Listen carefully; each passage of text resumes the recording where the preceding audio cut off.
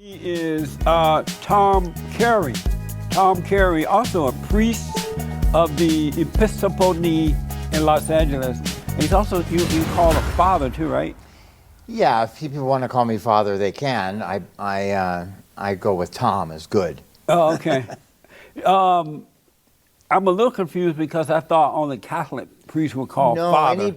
Well, it's a funny thing. You have priests and you have ministers, right? Right. So all priests are also ministers, but a priest is somebody who celebrates Mass or celebrates the Eucharist, and not all churches do that. Right. How do you feel when people call you father? It depends on who's doing it. Are you like, I'm not old enough to be your father? Yeah, exactly. Well, I thank you for coming. Thank you. I'm happy to be here. Are you called by God to be a priest, or is it something you volunteer to do? It's you feel a calling, right? And so in my case, I felt a calling deep within me. This happened after many years. I was already in my 30s and 40s. So I'm not presumptuous enough to say that's a call by God, because that's too big and mysterious. Right. I felt a definite calling. It was a call to be of service, It was a call to make connection and to join my spirituality with the spirituality of other people. You could just feel it in your body? Yeah, sure. How old were you at the time when you first felt it? When I was like 15, I wrote a letter to my father saying I thought I wanted to become a man of the cloth, right? But then I forgot all about it. And so it really came back to me after I started being in recovery from alcoholism, about 5 years into recovery.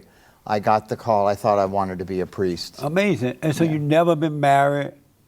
Well, you can marry in my church. Oh, you can? You sure? Oh, okay. Yeah. In fact, my church is gay friendly. I can marry a man. You can marry a man? In my church. Have you ever done it? I've officiated at the marriage. But you never married one? No, I've never been married. Oh, okay. And no children or anything? No. Do you regret not getting married, having children now that you're older? Well, and I'm gay. You're gay? Yes. You don't look gay. We come in all shapes and sizes, brother. So you're gay? I'm gay. I didn't know you were gay. Yeah, well, I just told you. How did you become gay? One doesn't become gay. One is born that way. Does God know you're gay? I believe so. Did he make you that way? That's my opinion. You think that God made you gay? I have no, I don't know I'm not going to be presumed to plumb the depths of the Most High, but yes, I've been gay as long as I can remember. And so, have you been with men? Of course. Like sexually? Yes. Really? Yes. That's mind-blowing. This is mind-blowing for you? Yeah. Why is that? Because I never expected a priest and a father of Epiphany Church to be gay. That You sounds don't like look you're gay. coming from the assumption. What's look gay mean? Switchy and soft looking. Really? That's what you call stereotyping. Oh, but that's like if I were to say to you, well, you're black, where's your fried chicken? I was at the house and I can't wait to get home to eat it. So, That's amazing. So do your congregation know that you're gay? Absolutely they do. That is mind blowing. And so you think that God make mistakes? That's a big question.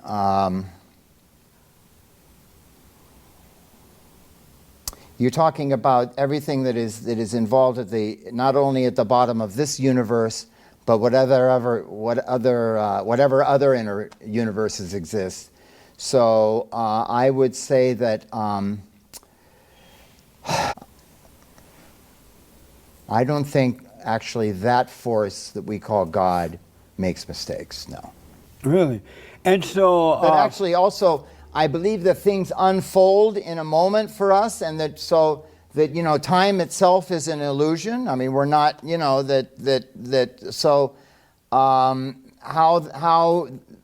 the power of the universe experiences all that, I have absolutely no inkling. Oh, okay. So now I see a little gay in you. Good. When you did this, I saw it. So thank you.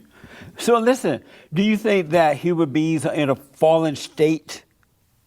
The show is called The Fallen State. Oh, I thought you were talking about the state of, as in the United States. No, the fallen fallen away. state. Yeah. No. You know. I believe that we are born absolutely. What is born in us is born whole, right? And that actually it is what happens to us after we're born that contributes to So our. you don't think that human beings are born in sin, and which caused them to fall away from God? And No, they I need do to- not. Do you don't think that they need to repent and be born again? I do not. No. Really? No. So is your religion the same as Christianity, or just Yeah, different? I'm in the Episcopal Church, the Anglican Church, but you're talking about a thing called original sin. Right. Right. Well, original sin, really began with St. Augustine, right, which is about 400 years after the New Testament was written. So that's a formulation he made, and it came from his own experience of conversion, right, where he had felt that his life up to the moment of his conversion had been a life filled with sin. But that was St. Augustine's particular human experience. How right? old are you? 68. So are you gonna be like gay all your life, or will this pass?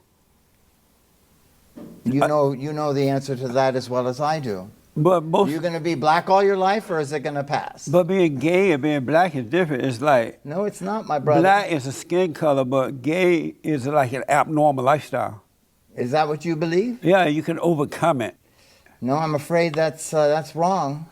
So why So would we're God? not here to talk about sacred resistance. We're going to talk about homosexuality. I'm just stunned that you're gay. I didn't know that. I didn't read it. One last question about that. Why would God make lesbians and gay men? Why? What was the purpose of that?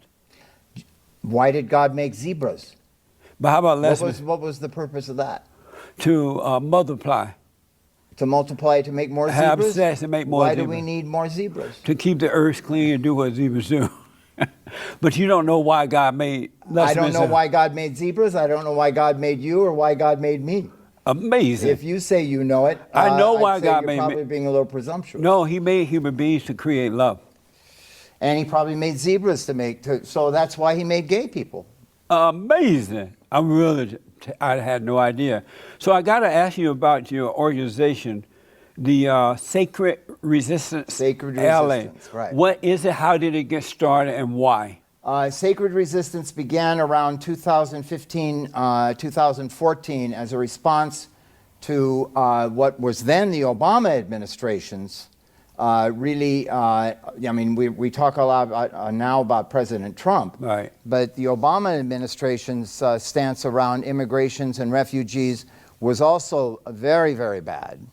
And so it was created around the militarization of the southern border between Mexico and Guatemala, using the Mexican army as a proxy for our own immigration service. And it was also created as in response to the influx of refugees coming up from Central America, fleeing violence and fleeing corruption, but really fleeing really terrible levels of violence in Honduras and Guatemala and El Salvador, and all those children coming up at that time. And so the Episcopal Church, and particularly the Diocese of Los Angeles, we thought that there needed to be a more humane response to that condition than the one we were giving. You guys didn't like the fact that Obama was trying to prevent them from coming here?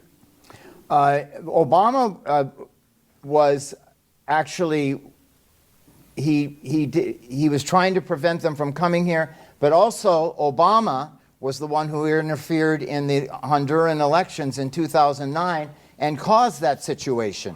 In what way? How Honduras. did he do that? What did he do? He supported the United States supported the loser of that election and put him in office, Oh, I even see. though he had lost. It was one of the first things Obama did in 2009.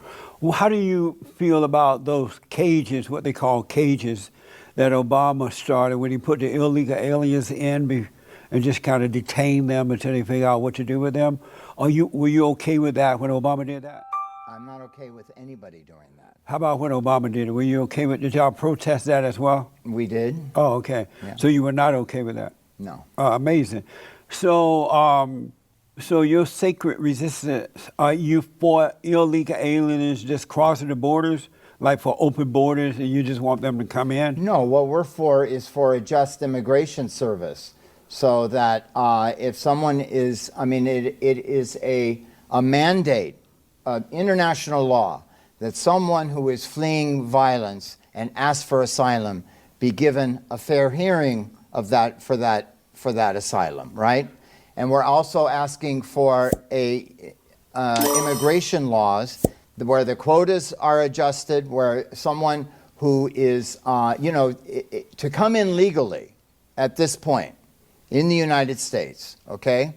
There's like a waiting list of, even in the asylum cases, they're like 3 or 4, 5 years behind schedule, right? So to come in legally in the United States, the only thing that gets you in really is if you have a ton of money, right?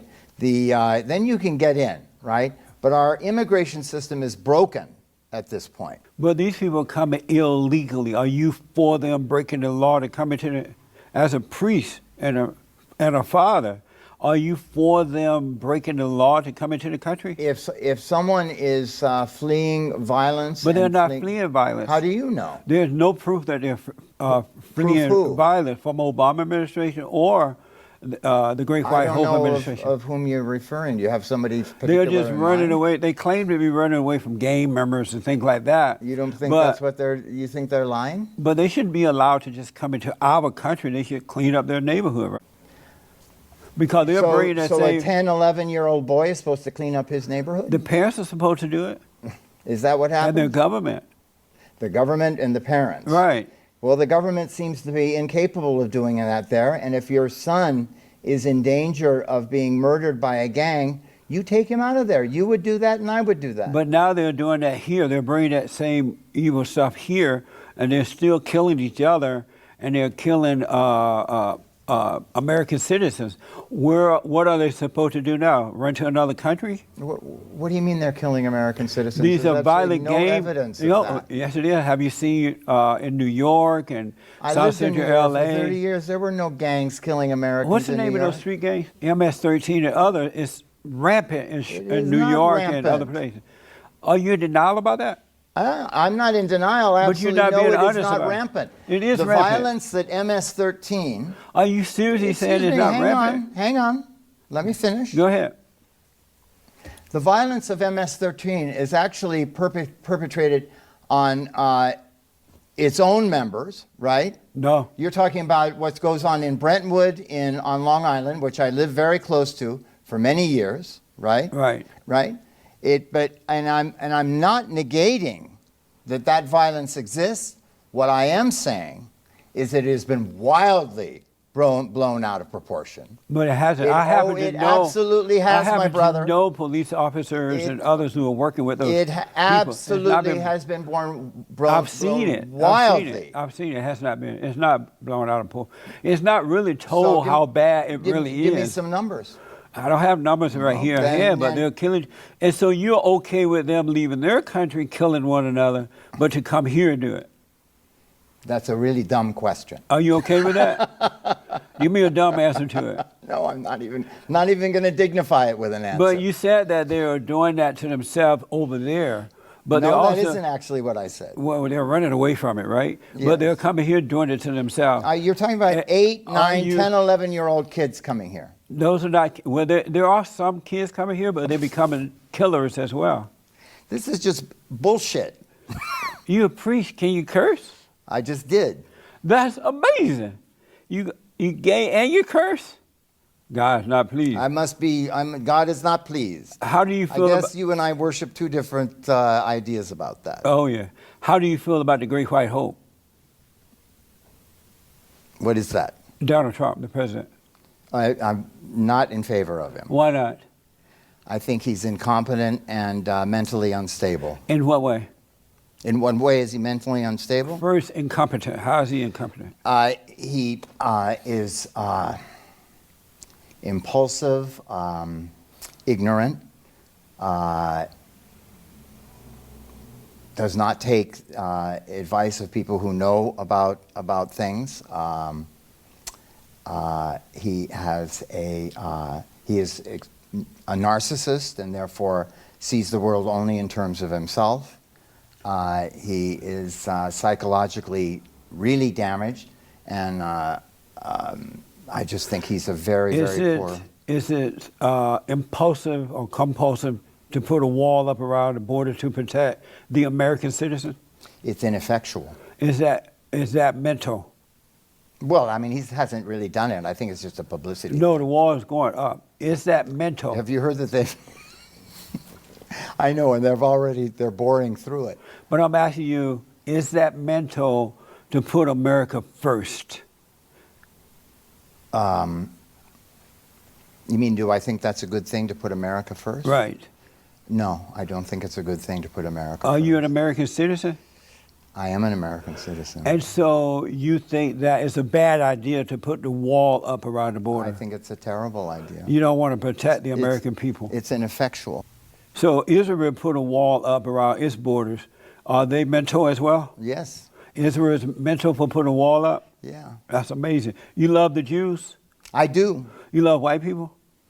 Well, I try to love people generally. How about white people? I don't understand the meaning of that question. You understood when I asked about the Jews. You said right away, yeah, I love the Jews. No, I didn't say that. What'd you say? I said I like them. Do I love the Jews? Do I love white people? I think what I said is actually I try to love all people. Do you love the white people? Do I love the white people? Would you have anybody particular in mind? All white people. No, I don't love all white people. And why not? Well, it would depend on the person. Why don't you love all white people?